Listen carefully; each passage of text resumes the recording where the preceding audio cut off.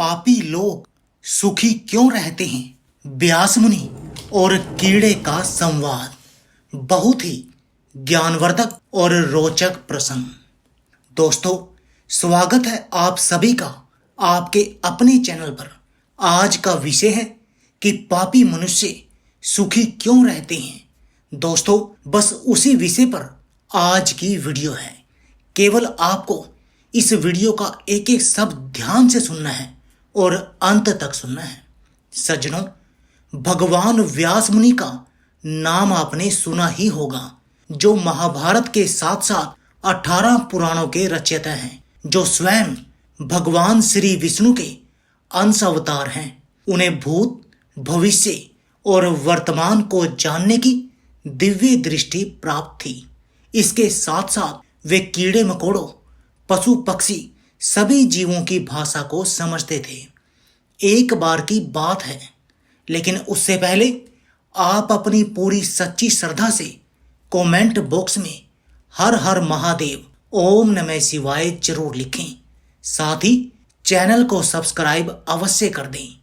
हे लक्ष्मी माँ, जो भी इस चैनल को सब्सक्राइब करे और इस वीडियो को लाइक करे, उसके घर में कभी भी धन की कमी ना रहे। उसका पूरा परिवार हमेशा हंसता मुस्कुराता कुशल मंगल रहे। भगवान व्यास जी कहीं जा रहे थे तो रास्ते में उन्होंने एक कीड़ा बहुत तेजी से भागते हुए देखा। तो व्यास मुनि ने उस कीड़े की भाषा में उससे पूछा, क्यों भाई, तुम इतनी तेजी से क्यों भागे जा रहे हैं? तुम पर क्या विपत्ति आने वाली है? तो कीड़ा कहने लगा, हे मुनिवर, मैं इसलिए भाग रहा हूं, एक बहुत बड़ी बैलगाड़ी इधर ही आ रही है, कहीं वो मुझे कुचल न दे, इसलिए मैं अपने प्राण बचाने का प्रयास कर रहा हूं। अपने प्राण तो सभी को प्रिय होते हैं ना। व्यास मुनि कहने लगे, हे भाई, तुम तो कीड़ों की योनि में पड़े हो, तुम्हारे लिए तो मर जाना ही सौभाग्य है। मनुष्य आदि मृत्यु से हरे तब तो ठीक है, तुम्हें इस कीट शरीर छोड़ने का इतना भय क्यों है? कीड़ा कहने लगा, हे महर्षि, मुझे मृत्यु से भय नहीं है। मैं तो यह सोचकर भयभीत हूं कि मुझसे भी अधिक और भी अधम कोट की योनियां हैं। मैं कहीं मरकर उन योनियों में ना चला जाऊं। व्यास जी ने कहा, हे कीट, तुम भय ना करो। मैं तुम्हें जब तक मनुष्य शरीर में ना पहुंचा दूंगा, तब तक तुम्हारा जन्म जितनी भी योनियों में होगा, मैं तुम्हें उन योनियों से छुटकारा दिलाता रहूंगा। सज्जनों, व्यास मुनि के इस प्रकार समझाने पर वह कीड़ा फिर से मार्ग में लौट आया और बैलगाड़ी के पहिए से दबकर मर गया।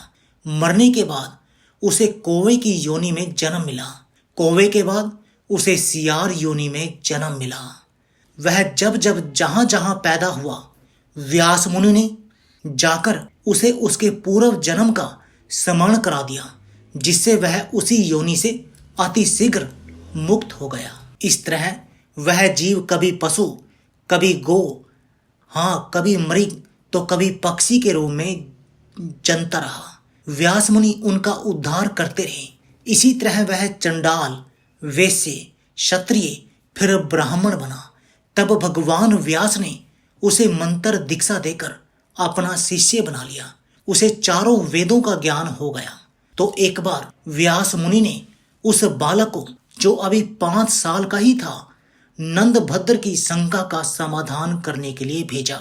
नंदभद्र को यह शंका थी कि पापी मनुष्य सुखी क्यों देखे जाते हैं। दोस्तों, तभी उस बालक ने नंदभद्र के प्रश्न का समाधान इस प्रकार से किया, जो कि उनका प्रश्न था कि पापी मनुष्य सुखी क्यों रहते हैं। दोस्तों, जिन्होंने पूर्व जन्म में तामस भाव से दान किया है, उन्होंने इस जन्म में उसी दान का फल प्राप्त किया है। कहते हैं, तामस भाव से जो धर्म किया जाता है, उसके कारण ही लोगों का धर्म में अनुराग नहीं होता। इसलिए वे ही लोग पापी तथा सुखी देखे जाते हैं। ऐसे लोग अपने पुण्य का फल भोगकर तामसिक भाव के कारण नरक में ही जाते हैं। इस बात में तनिक भी संदेह नहीं है। सज्जनों, इस संसार में 4 प्रकार के मनुष्य पैदा होते हैं। पहला वह जिसके लिए इस लोक में सुख सुलभ है परंतु परलोक में नहीं। दूसरे वो जिन्हें परलोक में सुख मिलता है पर इस लोक में नहीं।